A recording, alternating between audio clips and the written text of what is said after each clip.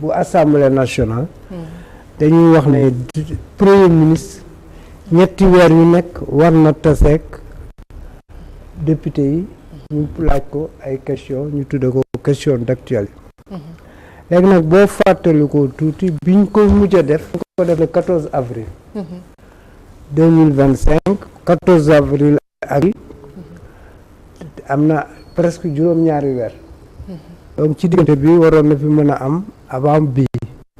mais def ko xam naa député yi certainement dina laaj man Sonko premier ministre lan moo tax deful respecté wul calendrier républicain bi parce que comme que ñoom charte bi ñetti weer yu nekk la wax defu ko toog na presque juróom-ñaari weer soo ko ñëwaat foofu loolu mën nañ koo ko laaj ña fay teew bu loolu weesoo jàpp naa ne lii dafa bokk ci nga xam ne mooy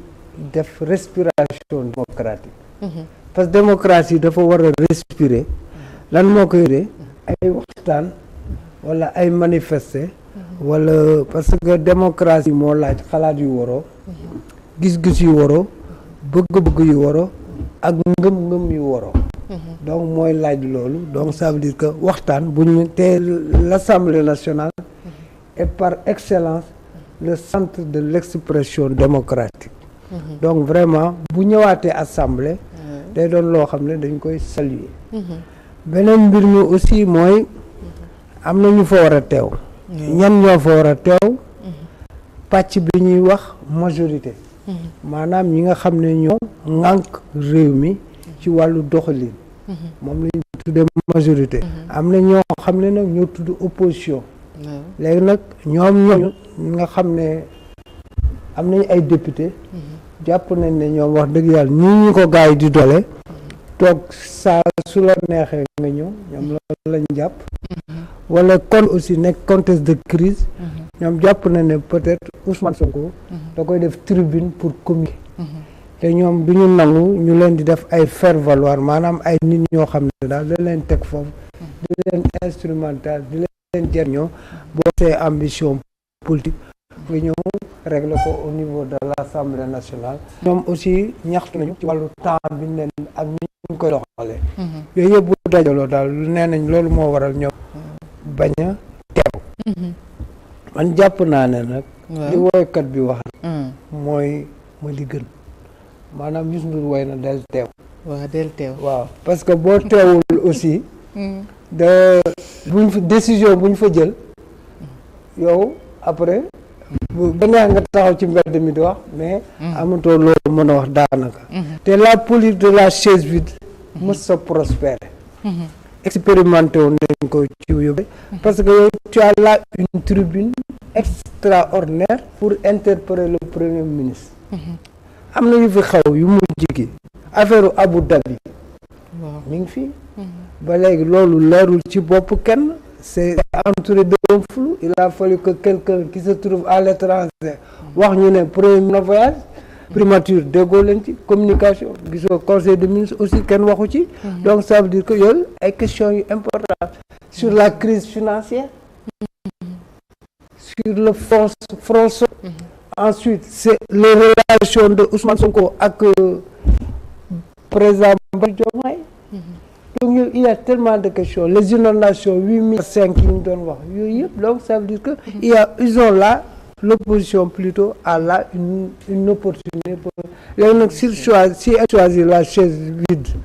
si elle choisit de faire le vide kooku c'est ça mais en tout cas député ñetti mission la am bu njëkk bi mooy voter loi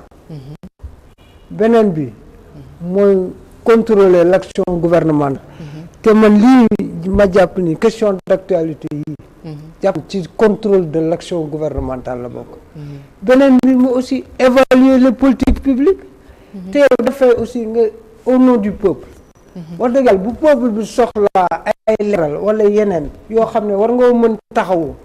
wax dëgg yàlla warul léegi ñoom ils ont posé un acte politique parce que généralement suñu problème réew mi yëpp mooy actes yu bari c'est des actes politiques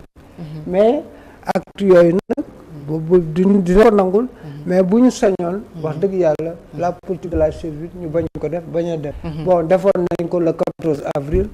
quel a été l'impact et cetera député ya fay ñëw ñoom ñëpp ci majorité présidentielle la ñu bokk lan la ñuy xaar ci ñoom ñu bañ a doon ay député passif ñu bañ a doon ay député Ousmane Sonko même si c'est des questions gênantes parce que am na yoo xam ne boo koy day gêner peut-être premier ministre wala yooyu mais li ci am solo mooy lépp lu ñu fay laaj wala luñ koy na doon dans l'intérêt général bien sûr na ko askan wi taal na député boobu bu dugg see assemblée na xam ne assemblée nationale la dugg si assemblée nationale nag réew mi yëpp la donc so taxawaay bi nga fa war a taxawaay yow représentant du peuple nga taxawaay bi nga fa war a mooy fexe ba li ngay laaj mu jëriñu askan wi waaye parce que parti bi la bokk wala dara man yaakaar naa ne dinañ mesurer à sa juste valeur seen responsabilité pas à ce jour seen responsabilité aussi par rapport à l'histoire xam ne tey du bisu kii du bisu parparloo bisu waral question yoo xam ne intérêt na askan jàpp naa ne taxawaay boobu man ci ñoom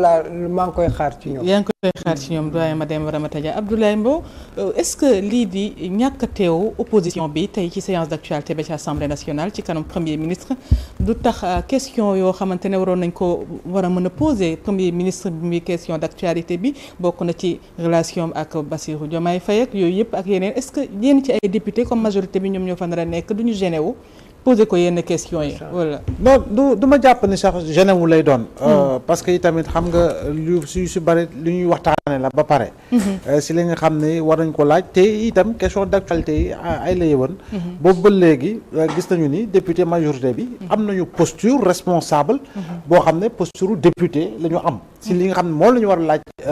premier ministre xëy intonation ñorul bokk ak député opposition buy laajte et loolu rek mooy différence bi mais laaj nañ ko boobu ba léegi question yi nga xam ne mooy les questions centrales te itam ay la yowoon dañu xam ne question d'actualité benn timing c'est-à-dire que doo ñëw rek lu xew yaa 2 mois yaa 3 mois nga bëgg ko dugal ci biir bi mais li mujjee ci actualité bi la selon un délai imparti boo xam ne si lañu waroo ci génn ci li moom nga war a laaj kii nga xam ne moo di premier ministre bi c'est vrai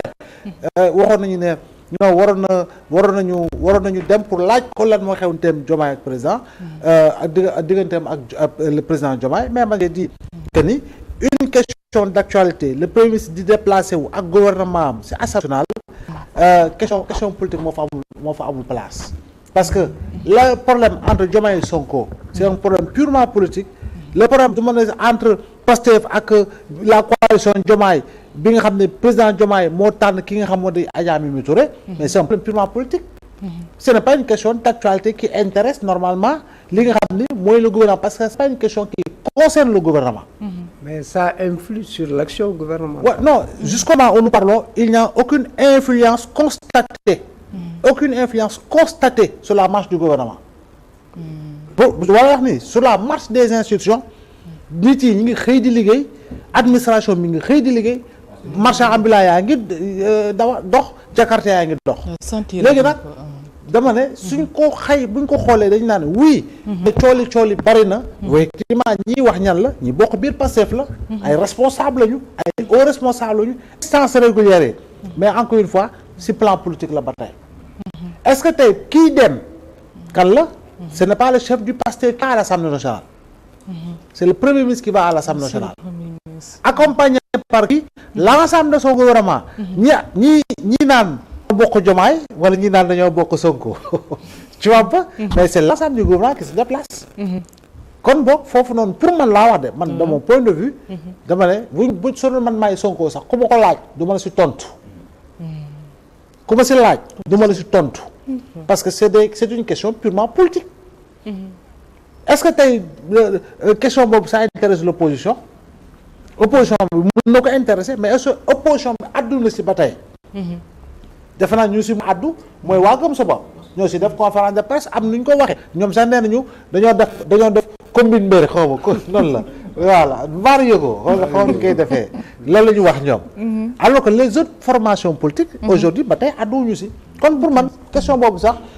à côté la ku ma ko laaj duma la si tontu parce que tamit depuis que ñu gis ñu bu ñu yegsee si nguur on voit Ousmane Sonko premier ministre am na posture buy doxal waaye bu dee chef de parti bi la am na posture bu muy doxalee jàpp naa ne loolu ñu bari constaté nañ ko ba si ñi nga xam ne ñoo di garde rapproché am sax buy déplacé wu si événement politique da ngay gis ni garde rapproché am privé am mooy gën a fës même su fekkee ni xam nañu en toile de fond ñeneen ñi ngi fi nekk ñi ngi fi parce que ba tey c'est le premier ministre mais quand le premier ministre se déplace garde ñu koy garder mooy ñi nga xam ne mooy éléments yi nga xam ne si takk der lañ jóge ñu affecté leen ci donc man loolu moo si kii beneen élément bi encore une fois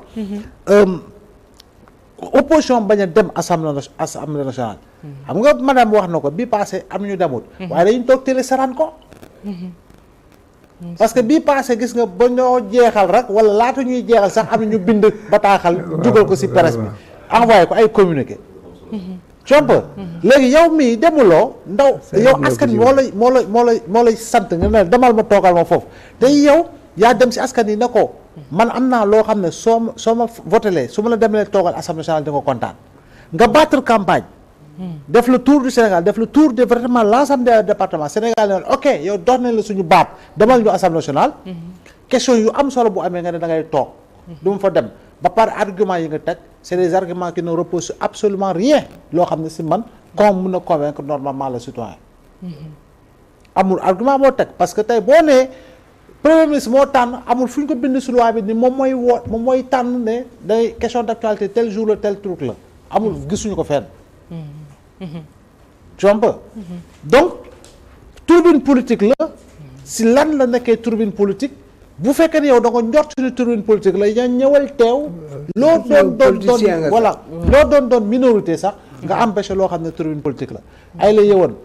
ka ca bokk 12 ans yéen a nekk si nguur on a vu pendant 12 ans de 2012 à 2024 minorité parlementaire bi jafe-jafe yu mu amoon si biir assemblée nationale bi kon xëy na lu ñu war yenn yu ñu war a tëggaat sax ak yi demee noonu mais yow munoo nekk minorité parlementaire ba pare nag bëgg yemoo ak majorité parlementaire si prise de parole si nombre de questions à poser si nangam dañu waxante dëgg nag démocratie mooy représentativité c'est la règle de la majorité donc mënuñu yem effectivement sur le plan de la distribution des paroles ak le temps de parole mënuñu yem kon lu ñu naan joxuñ gëdd institution bi assemblée nationale man jàpp naa ne les conditions pour faire le travail du député sont là léegi nag yow yaa koy jox constance ak contenu le député bi am nga occasion kay ñëwal toog s'il y a des questions